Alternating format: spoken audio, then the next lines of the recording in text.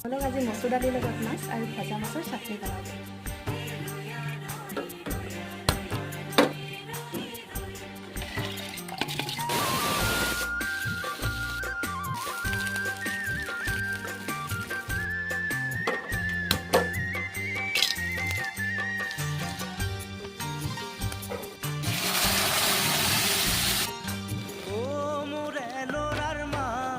মাছলৈ যাওঁ নাখাওঁ খুদা ভাত।